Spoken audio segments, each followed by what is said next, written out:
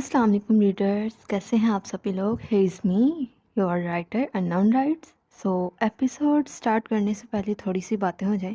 اچھا یار، اس دن کے لیے نا بہت زیادہ معذرت. ایپیسوڈ نمبر 2 کے لیے اس میں نا میں آڈیو جو تھی نا وائس اوور میں نہیں کر سکی، کیونکہ اس میں بڑی نا اس دن بیزی تھی. اصل میں آج بھی بہت بیزی ہوں. کل میرا فائنل ایگزام ہے، فرسٹ. دعا کیجیے گا اچھا ہو جائے. لیکن آپ لوگوں کا پیار کو دیکھ کے میں خود کو روک نہیں سکی آج ایپیسوڈ اپلوڈ کرنے سے. لیکن نا یار، یہ ہے کہ نا میں آج کل بڑی زیادہ بیزی ہوں. 27 تک میں نے بہت بیزی رہنا ہے، کیونکہ میرے فائنلز اور میں نے لاسٹ ڈے میں لازمی پڑھنا ہوتا ہے. صرف لاسٹ ڈے میں ہی میں نے پڑھنا ہوتا ہے، اور ویسے تو سارا مطلب کہ سیمسٹر میں نے پڑھنا ہی نہیں ہوتا ہے. تو نا اس وجہ سے مجھ سے نا وائس اوور نہیں ہو سکا. میں نے نا وہ لکھ لی، ایپیسوڈ لکھ لی، بٹ میرے پاس وائس اوور کا ٹائم ہی نہیں تھا. پھر میں نے کہا میں ریڈرز کو ویٹ نہ کرواؤں، میں پھر وائس کے بغیر ہی میں نے اپلوڈ کر دی.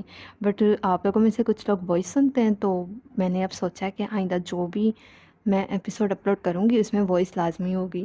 سو اس دن کے لیے بہت زیادہ معذرت، اور میرے لیے دعا کیجیے گا میرے پیپرز اچھے ہو جائیں، کیونکہ بس آپ کی رائٹر کا کوئی حال نہیں ہے.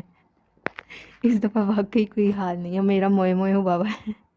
خیر، ایپیسوڈ کی طرف آتے ہیں. کم ٹو دا پوائنٹ.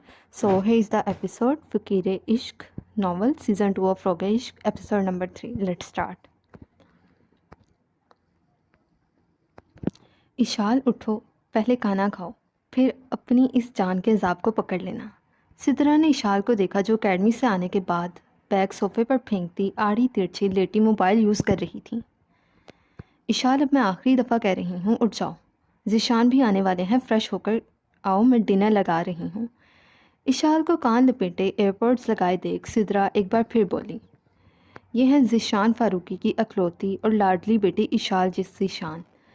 چونکہ ذیشان کی شادی سدرا کے ساتھ کچھ تاخیر سے ہوئی تھی، سو اسی لیے اشال کو کزنز میں سب سے چھوٹی ہونے کا اعزاز حاصل تھا. وہ سیکنڈ ایئر کی ایک ہونہار طالبہ تھی. اشال کی انگلیاں بڑی تیزی سے موبائل پر چل رہی تھیں. وہ یقیناً ٹائپنگ میں مصروف تھیں. تھوڑی دیر بعد اس کے سنیکرز میں مقید پیر، جو کہ صوفے پر دھرے تھے، بے چینی سے ہلنا شروع ہو جاتے. پھر جب موبائل کی بیپ سنائی دیتی تو ٹائپنگ کرتے وقت اس کے یاقوتی لب پر مسکراہٹ پھیل جاتی. وہ اپنی کالج کی دوستوں سے بات کرنے میں اتنی محب تھی کہ اسے اپنی ماں کی آواز تک نہ آ رہی تھی. ابھی وہ مگن سے ٹائپنگ کر رہی تھی جب انسٹا کے ایک نوٹیفیکیشن نے اسے چونکایا. Rehan Chaudhry wants to send you message. اس نے کچھ سوچا اور واٹس ایپ بند کیے انسٹا کھول گئی. High cutie. اسکرین پر چمکتے میسج پر اس نے تیوڑی چڑھائی. نیچے بلاک، ڈیلیٹ اور ایکسیپٹ کی آپشنز آ رہی تھیں. وہ ڈیلیٹ کے آپشن پر کلک کرنے لگیں. Eshu doll, don't delete, kindly accept my text request, I want to tell you something. Eshal کچھ کہتی ایک اور میسج آیا. Reply me please. اشال اب کشمکش میں پڑی. اس لڑکے کا انسٹا اکاؤنٹ کھولنے لگی. ایک کے بعد ایک پکس اور ریلز دیکھتے اس کا اشتیاق بڑھتا جا رہا تھا. وہ بے حد وجی تھا. اچھی خاصی ہائٹ، سرخ و سفید رنگت. کہیں وہ ہیوی بائک پر اپنے جلوے دکھا رہا تھا، تو کہیں سوئمنگ پول میں شرٹ لیس ہاتھ میں گلاس تھامے ہوئے تھا. اس کا کثرتی بدن واضح تھا. اشال نے سکرول کیا. اب وہ آنکھوں پر چشمہ لگائے، ایک ہاتھ چشمے پر اور دوسرے ہاتھ سے اپنے کوٹ کو کاندھے پر ڈالے، بازوؤں کے کف فولڈ کیے گاڑی سے ٹیک لگا کر کھڑا تھا. کالی شرٹ کے اوپری 3 بٹن کھلے تھے. مضبوط کلائی میں برانڈڈ گھڑی تھی. اشال اس کی پرسنالٹی سے خاصی امپریس ہوئی. اس کے ہونٹ گول شیپ میں سکڑے. ابھی وہ کچھ کرتی جب مرکزی دروازے سے اس نے ذیشان کو اندر آتے دیکھا. وہ ایئرپورٹ رکھتی، موبائل بند کیے سیدھی ہو کر بیٹھی. کیسی ہے میری بیٹی؟ ذیشان اشال کے پاس بیٹھتا اس کے بال سنوارتے ہوئے بولا. میں بہت پیاری. اشال کھلکھلائی تو اس کے پھولے پھولے گالوں پر ذیشان نے چٹکی بھری. اشال ایک بار پھر کھلکھلائی. اسٹڈی کیسی چل رہی ہے؟ ذیشان نے سوال داغا. First class. Eshal thumbs up کرتی ہوئی بولی. ہماری زوجہ محترمہ کہاں ہیں؟ نظر نہیں آ رہی. ذیشان ادھر ادھر نظریں گھماتا شریر لہجے میں گویا ہوا. وہ کچن میں ہیں، آپ بھی فریش ہو جائیں، پھر ڈنر کرتے ہیں. میرے پیٹ میں چوہوں کی ریس لگی ہوئی ہے. اشال شرارت سے کہتی اپنا موبائل اور بیگ اٹھائے اپنے کمرے کی جانب بڑھ گئی. اریان اب سب کام وائنڈ اپ کر رہا تھا. اس بلند و بالا اور وسیع عمارت میں خاموشی کا راج تھا۔ اریان نے لیپ ٹاپ شٹ ڈاؤن کیا اور کوٹ اٹھائے اپنے آفس سے باہر نکل گیا۔ سارا آفس روشن تھا۔ اریان اور اذلان کے جانے کے بعد ہی واچ مین پاور سپلائی بند کرتا تھا۔ اریان راہداری سے تیزی سے گزر رہا تھا۔ کچھ محسوس کرتے اس کے قدم یکدم تھمے۔ الٹے قدموں سے پیچھے آیا۔ اذلان ریوالونگ چیئر پر بیٹھا جھول رہا تھا۔ ہلکی سبز آنکھیں بند تھیں جبکہ سر اس نے کرسی سے ٹکایا ہوا تھا۔ ہاتھ میں پیپر ویٹ پکڑے وہ گھما رہا تھا۔ اریان نے ایک نظر ریسٹ واچ کی جانب دیکھا۔ 6 بجے آفس ٹائم ختم ہو جاتا تھا اور اذلان بھی عموماً 7 بجے تک چلا جاتا تھا، پر اب 10 بج رہے تھے اور اذلان اکیلا بیٹھا تھا۔ اور جس بات نے اریان کو چونکایا تھا وہ یہ کہ اذلان اکیلے بیٹھ کر مسکرا بھی رہا تھا۔ اریان تیوری چڑھائے گلاس ڈور دھکیل کر اندر داخل ہوا۔ او ہیرو کس کے خیالوں میں کھویا ہوا ہے؟ اریان کے دروازہ کھولنے پر ہی اذلان آنکھیں کھول چکا تھا اور وہ پیپر ویٹ پر نظر جمائے جھولنے میں مصروف تھا۔ اریان صوفے پر کوٹ پھینکتا لیٹنے کے انداز میں صوفے پر ڈھٹا اذلان کے چہرے پر نظریں جمائے بولا۔ اریان کے سوال پر اذلان کے چہرے پر مسکراہٹ پھیل گئی۔ اب بتا بھی تھے کس کو سوچ کر مسکرا رہا ہے۔ اریان آئی برو اچکا کر بولا، تیری بھابھی۔ اذلان نے کہتے ساتھ ایک بار پھر مسکرانا شروع کر دیا۔ ایک ہنسی کا فوارہ تھا جو اریان کے حلق سے نکلا۔ Like seriously? اب وہ ہنس ہنس کر دوہرا ہو رہا تھا۔ جب وہ کچھ منٹ یوں ہی ہنستا رہا تو اذلان نے غصے سے اریان کا نشانہ لیتے پوری قوت سے اسے پیپر ویٹ مارا، جسے اریان نے بڑی مہارت سے کیچ کیا۔ پھر سر پیچھے گرائے ہنسنے لگا۔ اچھا چل بتا کس بیچاری کی قسمت پھوٹنے والی ہے؟ اریان ہاتھ کی مٹھی لبوں پر رکھتے بولا۔ ہنسنے کی وجہ سے اس کا سفید چہرہ سرخ ہو چکا تھا۔ کون ہے وہ؟ اریان سنجیدہ ہوتے ہوئے بولا۔ ظاہر سی بات ہے لڑکی ہی ہے، اذلان خفگی سے بولا۔ کہاں رہتی ہے؟ اذلان کو خود کو گھورتا پا کر اریان سنجیدہ ہوتا ہوا بولا۔ پتہ نہیں۔ اذلان نے نفی میں سر ہلایا۔ کرتی کیا ہیں؟ اریان پھر بولا۔ معلوم نہیں۔ اذلان نے کندھے اچکائے۔ اب گھورنے کی باری اریان کی تھی۔ ابھی تجھے پھر پتہ کیا ہے؟ اریان جھنجھلا ہی گیا۔ نام؟ جواب یک لفظی تھا۔ میری زبان کو کچھ ہو رہا ہے آج کیونکہ میں جلدی کرنا چاہ رہی ہوں ریکارڈنگ۔ مسکان عالم اس کا نام ہے، اذلان کوئی لہجے میں بولا۔ واہ کیا بات ہے، بہت پتے کی بات تجھے پتا ہے، اریان تالی بجاتے تنزین بولا۔ تو چپ کرے گا تو میں بول لوں؟ اذلان اسے گھوری سے نوازے بولا۔ اچھا چل بتا۔ اریان اب ایک گھٹنا صوفے پر موڑے ریلیکس انداز میں بیٹھ کر اذلان کی جانب متوجہ ہوا۔ بلکہ رک، میں حازم اور شازل کو بھی بلا لیتا ہوں، پھر مل کر لاپتہ بھابھی دریافت کرتے ہیں۔ اریان نے کہتے ساتھ موبائل نکالا۔ اس سے پہلے وہ ان شیطان کے چہلوں کو بلاتا اذلان سرحد سے آگے بڑھتا اس سے موبائل چھین گیا۔ وہ دونوں نکاح سے پہلے ہی میری طلاق کروا دیں گے۔ اذلان اس کا موبائل چھینتا گھبرا کر بولا تو اریان ایک بار پھر ہنس دیا۔ اذلان اب صوفے پر ہی براجمان ہوا اور اسے دوپہر کا قصہ سنانے لگا۔ اب تو کیا چاہتا ہے؟ اریان ساری بات سن کر گویا ہوا۔ سب سے پہلے تو اس کے بارے میں ساری انفارمیشن نکالو، اس کا گھر، وہ کیا کرتی ہے، بہن بھائی، سب کچھ مجھے کل تک چاہیے۔ اذلان حکمیہ انداز میں بولا۔ تو مجھے لوکیشن ٹیکسٹ کر کس جگہ تو نے بھابھی کو ڈراپ کیا تھا، باقی تیرا بھائی سنبھال لے گا۔ چل اٹھ جا گھر جا، کافی ٹائم ہو گیا ہے۔ اریان کھڑا ہوتا اس کا شانہ تھپک کر بولا۔ اذلان بھی مسکراتا کھڑا ہوتا اپنا کوٹ اٹھائے اریان کے پیچھے گیا۔ اب وہ کھانا کھا کر پڑھنے بیٹھی تھی۔ صبح کالج میں اس کا انگلش کا ٹیسٹ تھا، پھر اس کا دماغ بھٹک کر اسی لڑکے کی جانب جا رہا تھا۔ آخر اس نے کیا بات کرنی تھی، اسے کیا بتانا تھا؟ اس نے اکتا کر کتابیں بند کی اور سائڈ پر رکھا گیا اپنا موبائل اٹھایا۔ ایشان نے ایک بار پھر اسی میسج ریکویسٹ کھولی۔ وہ میسج ویسے ہی پڑے تھے، بلکہ ان میسیجز میں 2-3 اور ٹیکسٹ کا اضافہ ہو چکا تھا۔ اشار کو ایک پل لگا تھا فیصلہ لینے میں۔ اس نے میسج ریکویسٹ ایکسیپٹ کی اور ٹائپنگ کرنے لگی۔ اوپر شو ہوتا ہرے رنگ کا دائرہ اس بات کا گواہ تھا کہ ریحان چودھری ابھی بھی آن لائن ہے۔ I want tell you something والے میسج کے رپلائی پر اس نے کوسچن مارک کا نشان سینڈ کیا۔ Thank God you reply me, how are you? ایک پل کی بھی دیر کیے بنا اسے جواب موصول ہوا۔ گویا مقابل اسی کے انتظار میں بیٹھا تھا۔ I think so you want to tell me something so please come to the point, Ishan نے لکھتے ساتھ سینڈ کیا۔ اب وہ بیڈ کے ساتھ ٹیک لگائے لیٹنے کے انتظار میں بیٹھ گئی، لیٹنے کے انداز میں بیٹھ گئی۔ Okay so point is that, message پڑھ کر اشال بری طرح بے چین ہوئی۔ ایک تجسس تھا جو اسے اس ریحان چودھری کی بات سننے کے لیے ہو رہا تھا۔ اوپر ٹائپنگ لکھا ہوا آ رہا تھا، آئی لائک یو۔ میسج وصول ہوا۔ اشال کی آنکھیں حیرت سے کھلیں۔ آئی لو یو، اس نے برا سا منہ بنایا۔ اسے پورا یقین ہو گیا تھا یہ لڑکا لوفر ہے، فضول میں تنگ کر رہا ہے۔ اب وہ اسے بلاک کرنے لگی تھی۔ ول یو میری می؟ ایک بار پھر اس کی آنکھیں پھٹ گئیں۔ کیا یہ کوئی پاگل ہے؟ وہ بڑبڑائی۔ دیکھیے میں کوئی ایسا ویسا انسان نہیں ہوں، آپ کو میں نے آپ کے کالج کے باہر دکھا تھا اور پچھلے 1 مہینے سے آپ کو فالو کر رہا ہوں۔ نہ مجھے اظہار کرنا آتا ہے، بس یہی کہہ سکتا ہوں کہ آپ اگر زندگی میں شامل ہو جائیں گی تو میری بے رنگ زندگی کوسے قزا سے بھی زیادہ رنگین ہو جائے گی۔ اشال میسج پڑھ کر عجیب کیفیت سے دوچار ہوئی۔ اس نے فوراً موبائل رکھا اور گہرا سانس بھرتی پڑھنے بیٹھ گئی۔ پھر سونے سے پہلے بھی اس نے موبائل نہ دیکھا۔ سعد آفس میں کرسی کی پشت سے ٹیک لگائے بیٹھا تھا۔ آج ظاہرہ ملک کو سعد کا لیکچر مس کرتے تیسرا دن تھا۔ اس نے ٹیبل پر رکھا بھاپ اڑاتے کافی کے مگ کو دیکھا۔ اگلے ہی لمحے وہ مگ اٹھاتا آفس میں بنی کھڑکی کی جانب بڑھ گیا۔ آفس میں بنی یہ کھڑکی یونی کے پچھلے بنے گراؤنڈ کا منظر دکھاتی تھی۔ یونی کا پچھلا حصہ خاصا ویران تھا۔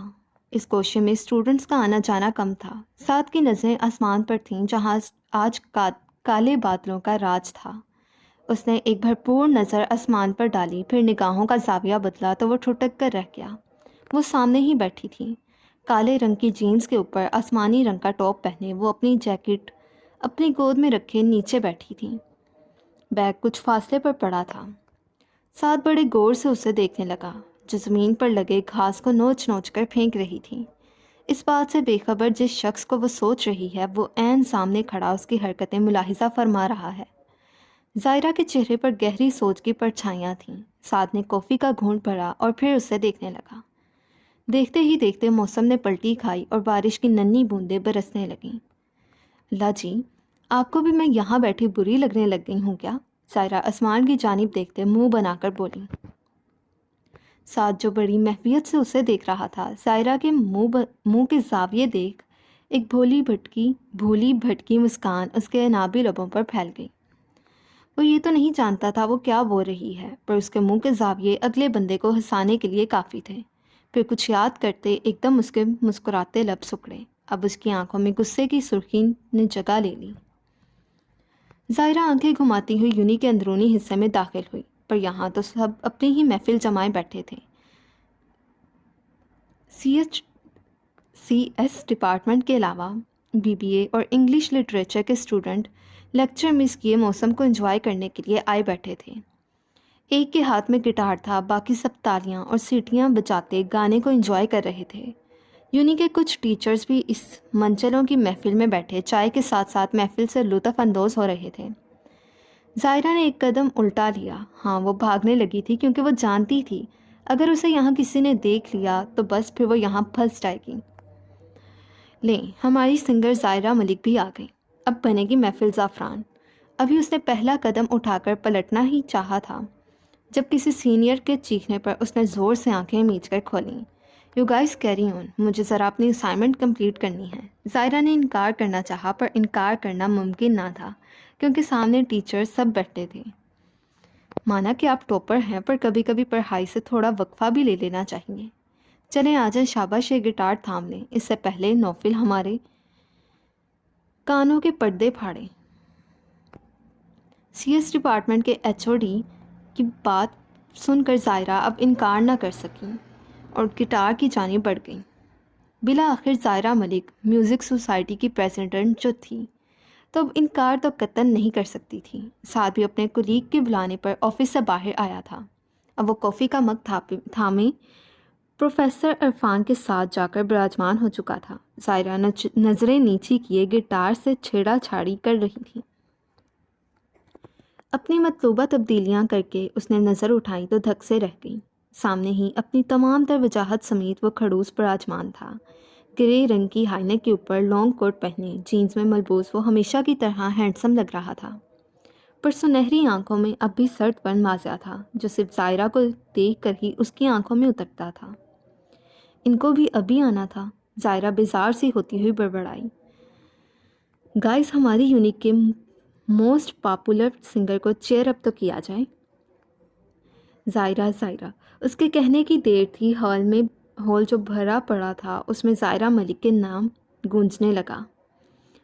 کوئی سیٹی تو کوئی تالیاں بجائے اس کے گانے کے منتظر تھے۔ ظاہرہ نے گہرا سانس بھرا اور گٹار کی تاروں پر اپنی انگلیاں چلانا شروع کیں۔ حال میں زوردار سیٹیوں کی آواز گونجی، پھر مدھم سے خوبصورت ساز کے ساتھ ظاہرہ کی سریلی سی آواز پورے ماحول میں طلسم زدہ کرنے لگی، پورے ماحول کو طلسم زدہ کرنے لگی۔ آگے یہ سانگ ہے تو یہ پڑھا نہیں جا سکتا ہے، یہ گایا ہی جا سکتا ہے، جو میں گا نہیں سکتی آپ لوگ خود ہی پڑھ لیجیے گا۔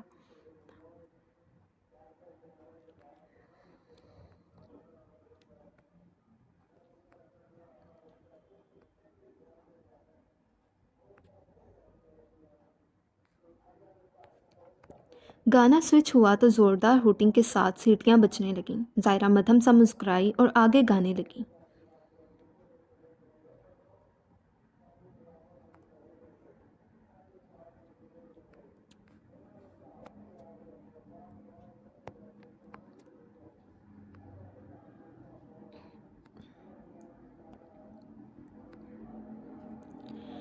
گٹار کی دھن اب تیز ہوتی جا رہی تھی، سبھی لوگ محفیت سے ظاہرہ کو سن رہے تھے، حتیٰ کہ ساتھ بھی اس کی آواز میں کھویا ظاہرہ کے چہرے پر نظریں گاڑے ہوئے تھا۔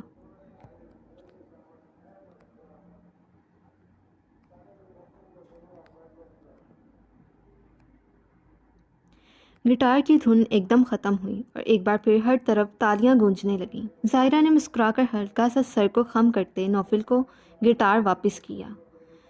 لسن listen girls and boys, professor Irfan شرارتی نظریں سعد پر گاڑے بولے تو سعد نے آئی برو اچکا کر انہیں دیکھا۔ عرفان کالج کے وقت میں سعد ہمدانی کا کلاس فیلو رہا تھا۔ So guys, there is a shocking news for all of you.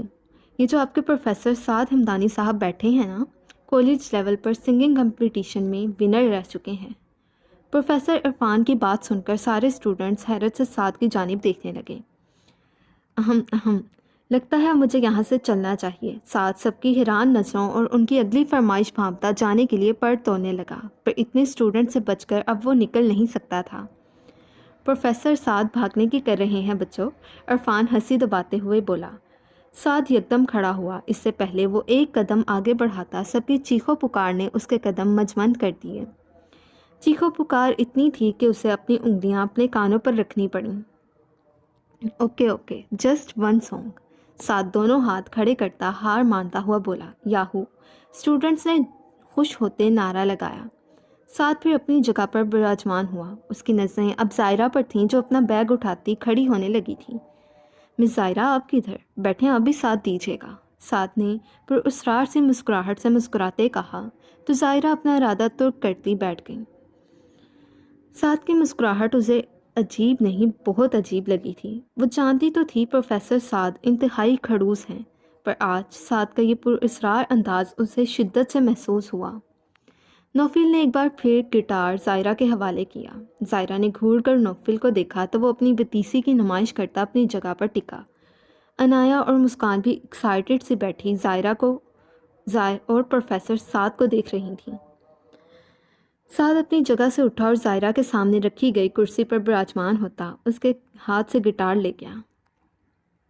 آگے پھر سانگ آ گیا، مجھ سے اب کنٹرول نہیں ہو رہا، ایک لائن سن لیں۔ میرے دل نے چن لیا نے تیرے دل دیا راہ۔ سعد کی اتنی خوبصورت آواز سن کر باقی سب کے ساتھ ساتھ ظاہرہ بھی خاصی حیران ہوئی۔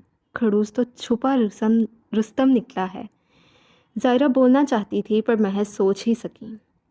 تو جو میرے نال توریتا در پہ میری آساں، بس آگے خود ہی پڑھ لیجیے گا۔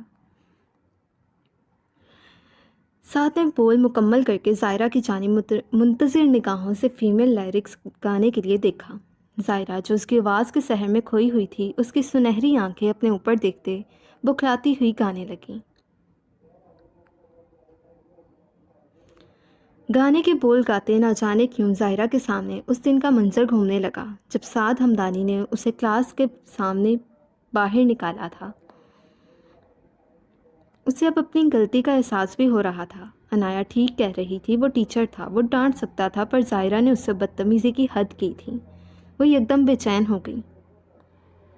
تینوں چھڑ کے کتھے جاواں تو میرا پرچاواں۔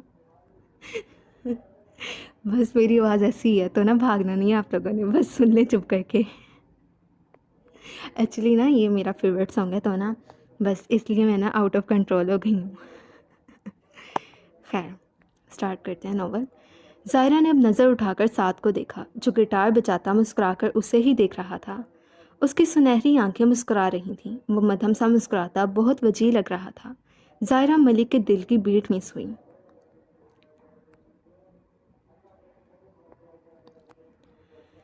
زائرہ کی پیشانی پر اتنی سردی میں بھی پسینے کی نندی بوندیں پھوٹ پڑیں۔ کچھ تھا سعد ہمدانی کی نظروں میں، اس کی مسکراہٹ میں بہت کچھ تھا جو زائرہ ملک جیسی لڑکی کو بھی کنفیوز کرنے کا سبب بن رہا تھا، پر اس کی نظروں میں ایسا کیا تھا یہ فی الحال زائرہ سمجھنے سے قاصر تھی۔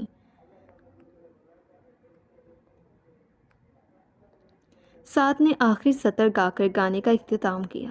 ایک بار پھر سعد کے ساتھ داد لینے کے بعد وہ کھڑی ہوئی۔ سعد نے نوفل کی جانب گٹار بڑھایا اور خود بھی کھڑا ہو گیا۔ ویل ڈن مس زائرہ، سعد نے زائرہ کو دیکھتے کہا جو مسکرانے کی ناکام سی کوشش کر رہی تھی۔ آپ کافی اچھا گاتی ہیں، سعد نے اس کی تعریف کی۔ باقی کے کچھ پروفیسرز بھی اب کھڑے ہو چکے تھے۔ تھینک یو سر، زائرہ مسکرا کر بولی۔ سعد نے اس بات میں سر ہلایا اور واک آؤٹ کر گیا۔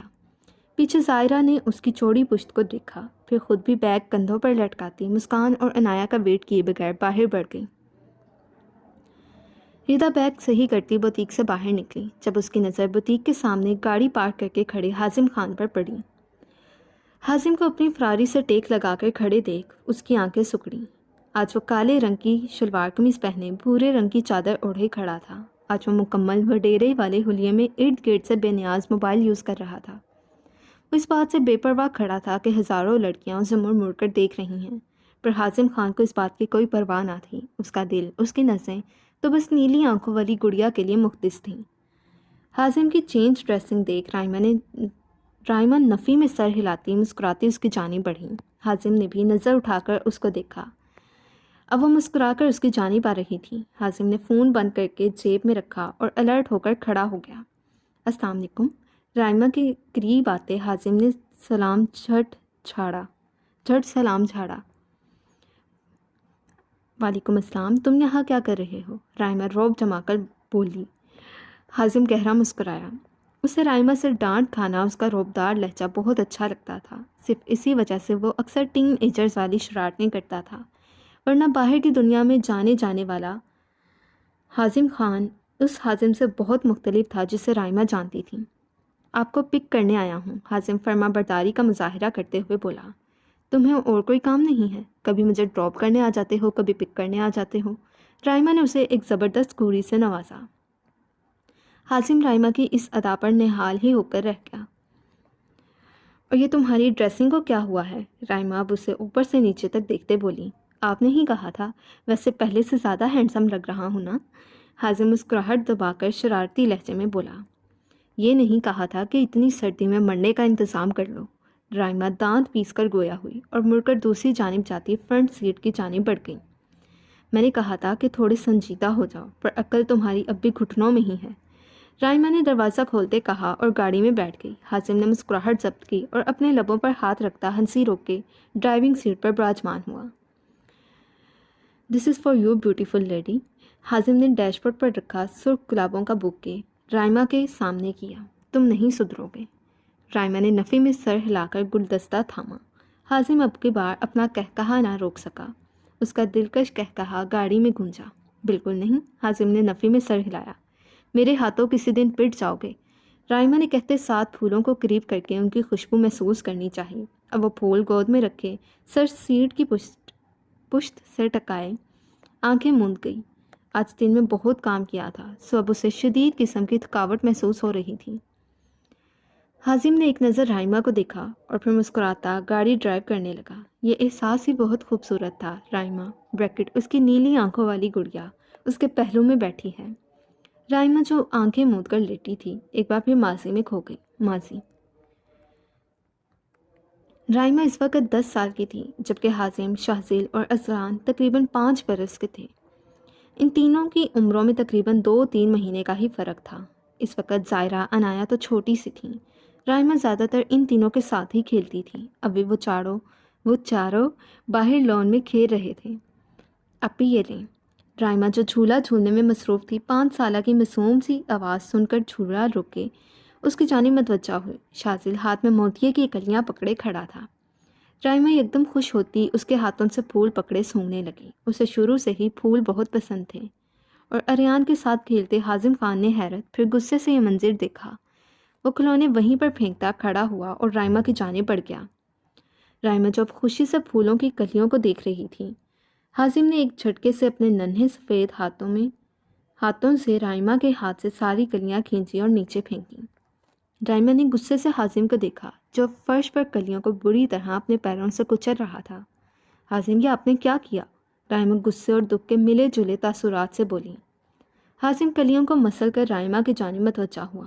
حازم کے پیر اٹھانے پر رائما زمین پر بیٹھتی مسلی ہوئی کلیوں کو دیکھنے لگی۔ دیکھتے ہی دیکھتے اس کی نیلی آنکھوں میں پانی بھرنے لگا۔ میں تم سے نہیں بولتی، تم نے میرے پھول خراب کر دیے۔ رائما نے آنسوں سے لبریز آنکھیں اٹھا کر حازم کی جانب دیکھا۔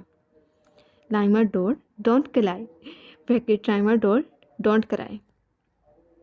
حازم، جس کی گرے آنکھیں غصے سے لبریز تھیں، رائما کی آنکھوں میں آنسو دیکھ وہ گویا ہوا۔ وہ 5 سالہ بچہ جسے نہ تو ابھی محبت کا علم تھا، نہ ہی کسی دوسرے جذبے کا، پر وہ گڑیا جیسی نیلی آنکھیں رکھنے والی کی آنکھوں میں آنسو دیکھ برا فیل کر رہا تھا۔ وہ تب سے رائما کو ڈول کہتا تھا۔ جب عنایا کو حارث نے ایک ڈول لا کر دی تھی جس کی آنکھیں نیلی تھیں، تب اس نے سب کے سامنے کہا تھا، عنایا کی یہ ڈول ہے، رائما میری ڈول ہے، اس کی آئز بھی اس ڈول جیسی ہیں، پر میری ڈول میرے ساتھ کھیلتی بھی ہے۔ اوکے رائما آپ کی ڈول ہے، بازی نے مسکرا کر اسے بہلایا تھا، پر وہ اس بات سے انجان تھا اس کی یہ بات حازم کے دل و دماغ پر نقش ہو چکی ہے۔ وہ دن گیا اور آج کا دن تھا۔ حازم جب بھی اسے کسی کے ساتھ دیکھ لیتا وہ برداشت نہیں کر پاتا تھا۔ اب بھی یہی ہوا تھا۔ میں آپ کو پھول لا کر دوں گا۔ حازم پنجوں کے بل اوپر ہوتا، اس کی آنکھوں پر ہاتھ رکھتا، اس کے آنسو صاف کیے بولا، پیچھے ہٹو، میں تم سے نہیں بولتی۔ رائما نے حازم کو زوردار دھکا دیا اور اندر کی جانب بڑھ گئی۔ ماما رائما کچن میں جاتی ردا سے مخاطب ہوئی، آپ پھپھو سے کہیں حازم کو یہاں سے لے کر جائیں۔ رائما غصے سے بولی۔ ردا نے حیرت سے اپنی بیٹی کو دیکھا۔ بری بات رائما، ایسے نہیں کہتے۔ ردا نے اسے ڈپٹا تو رائما کی آنکھوں میں آنسو پھر سے بہنے لگے۔ اس کو روتے دیکھ ردا نرم پڑی۔ ردا نے چولہے کی آنچ ہلکی کی اور رائما کی جانب متوجہ ہوئی۔ ادھر آؤ، کیا ہوا ہے میری بیٹی کو؟ حازم نے پھر کچھ کہا ہے؟ ردا رائما کے بال سہلاتے ہوئے بولی۔ اس نے میرے سارے پھول خراب کر دیے۔ رائما آنسو صاف کرتے منہ بنا کر بولی تو ردا نے اسے بہلایا۔ چلو شاباش، اب جاؤ اپنا ہوم ورک کرو۔ ردا اس کو سمجھا کر اس کے آنسو صاف کر کے بولی تو اپنے کمرے کی جانب بڑھ گئی۔ ردا اپنی نوٹ بک پر جھکی ہوم ورک کرنے میں مصروف تھی جب اس کے دروازے پر کسی نے ہلکی سی دستک کی۔ رائما نے سر اٹھا کر دروازے کی جانب دیکھا۔ اب کوئی نوب گھما کر دروازہ کھولنے کی کوشش کر رہا تھا۔ رائما اپنی پنسل ٹیبل پر رکھتی اٹھی اور دروازہ کھول گئی۔ حازم جو اپنے ہاتھوں سے نوب گھما رہا تھا، رائما کے یکدم دروازہ کھولنے پر گرتے گرتے سنبھلا اور اسے دیکھنے لگا جو ناراض سے اسے دیکھ رہی تھی۔ سوری ڈول، حازم معصومیت سے آنکھیں پٹپٹاتے بولا اور اپنے ہاتھ میں پکڑے 3 گلاب کے پھول اس کے سامنے کر دیے۔ یہ لے لو۔ حازم پھر گویا ہوا۔ جب رائما اس کے ہاتھ میں پھول دیکھ خوش ہوئی، اس کو ہنستے دیکھ حازم بھی مسکرایا، پر اگلے ہی لمحے رائما حازم کے ہاتھ سے نکلتا خون دیکھ کر اس کا ہاتھ تھام گئی۔ یہ کیا ہوا ہے؟ رائما نے حازم کے ہاتھ سے پھول لے کر سائڈ ٹیبل پر رکھے اور اس کے ہاتھ سے خون روکنے کی کوشش کرنے لگی۔ پھپھو پھپھو، ہانیہ پھپھو جلدی آئیں۔ اس کے ہاتھ سے خون نہ رکتے دیکھ وہ گھبرا کر ہانیہ کو آواز دینے لگی۔ رائمہ گڑیا کیا ہوا ہے؟ ہانیہ اندر داخل ہوتے ہوئے بولی، پر آگے کا منظر دیکھ کر وہ بھی یکدم حازم کی جانب لپکی، جس کے ہاتھ رائمہ کے ہاتھوں میں تھے۔ یہ کیا ہوا ہے حازم؟ ہانیہ غصے اور پریشانی سے بولی۔ چوٹ کہاں سے لگی ہے؟ ہانیہ پھر گویا ہوئی۔ میں ڈول کے لیے پھول توڑنے گیا تھا تو لگ گئی۔ حازم بنا روئے جواب دے رہا تھا۔ ہانیہ نے اس کے ہاتھوں کی جانب دیکھا۔ اس کے ہاتھ کئی جگہ سے زخمی تھے، یقیناً گلاب توڑتے ہوئے اس کے ہاتھوں پر کانٹے لگے تھے۔ رائمہ گڑیا جاؤ اپنی مما سے فرسٹ ایڈ باکس لے کر آؤ۔ ہانیہ کے کہنے پر رائمہ کچھ ہی دیر میں فرسٹ ایڈ باکس لے کر آئی۔ اب ہانیہ اسے بیڈ پر بٹھائے اس کو ڈانٹنے کے ساتھ ساتھ اس کے ہاتھوں کو روئی کی مدد سے صاف کر رہی تھی، اور حازم رائمہ کو دیکھ رہا تھا جو اس کے ہاتھ پر پھونک مار رہی تھی۔ ڈول اب آپ ناراض نہیں ہونا؟ اپنے ہاتھ پر پٹی بندھنے کے بعد حازم نے رائمہ سے سوال کیا۔ رائمہ نے اس کے پھولے پھولے گلابی گالوں پر چٹکی بھری اور نفی میں سر ہلایا۔ Thank you. حازم مسکرا کر بیڈ سے چھلانگ لگا کر اترا اور باہر کی جانب بھاگ گیا۔ بچپن سے لے کر اب تک حازم کی یہی عادت تھی، وہ اکثر ہی رائمہ کو گلاب کے پھول دیتا تھا۔ حازم نے گاڑی بازل کے گھر کے سامنے روکی۔ رائمہ؟ حازم نے رائمہ کو پکارا، پر وہ ہنوز یوں ہی آنکھیں بند کیے لیٹی تھی۔ نیلی آنکھوں پر گھنی پلکوں کی جھالر سایہ فگن تھی، سنہرے بالوں کی لٹیں اس کے چہرے پر پڑی تھیں، پھولوں پر گرفت ہلکی تھی۔ رائمہ ماضی کو سوچتی نیند کی وادیوں میں اتر چکی تھی۔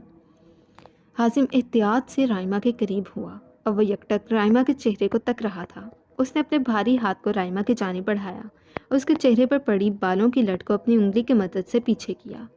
رائمہ کا چہرہ اب اس کے سامنے واضح تھا۔ وہ ہلکا سا اس کے اوپر جھکا، اسے بڑی محویت سے دیکھ رہا تھا۔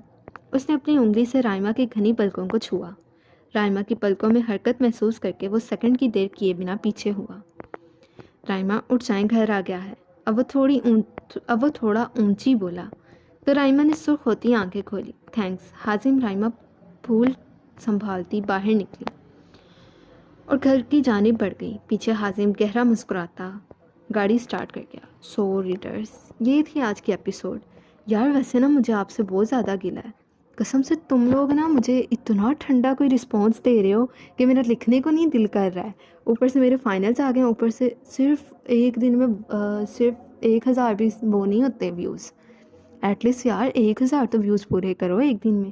اتنا ٹھنڈا رسپانس، اوپر سے کمنٹس بھی نہیں آ رہے، لائکس بھی نہیں آ رہے۔ مجھے کیسے پتہ چلے گا کہ میں صحیح لکھ بھی رہی ہوں یا نہیں، کہ میرے ریڈرز کو میرا کام پسند بھی آ رہا ہے یا نہیں۔ اور اگر کائنڈلی آپ کو کام پسند آتا ہے تو چینل کو سبسکرائب کریں اور ویڈیوز کو لائک کریں، ساتھ میں کمنٹ بھی کریں تاکہ میں انکریج ہو سکوں، مجھے انکریج کریں تاکہ مجھے پتہ چلے کہ یار نہیں، ریڈرز کو کام پسند آ رہا ہے، مجھے لکھنا چاہیے۔ سو یہ تھی آج کی ایپیسوڈ، امید ہے آپ کو پسند آئے گی۔ اینڈ ونس اگین اگر ایپیسوڈ آگے لیٹ ہو جائے تو کائنڈلی تھوڑا سا کوپریٹ کیجیے گا۔ میرے فائنلز چل رہے ہیں، کل میرا فائنل پہلا ایگزام ہے، اور میرے لیے دعا بھی کیجیے گا کہ نا آپ کی رائٹر پاس ہو جائے۔ سو تب تک کے لیے اللہ حافظ، مجھے دعاؤں میں یاد رکھیے گا، اپنا بھی بہت زیادہ خیال رکھیے گا۔ اللہ حافظ۔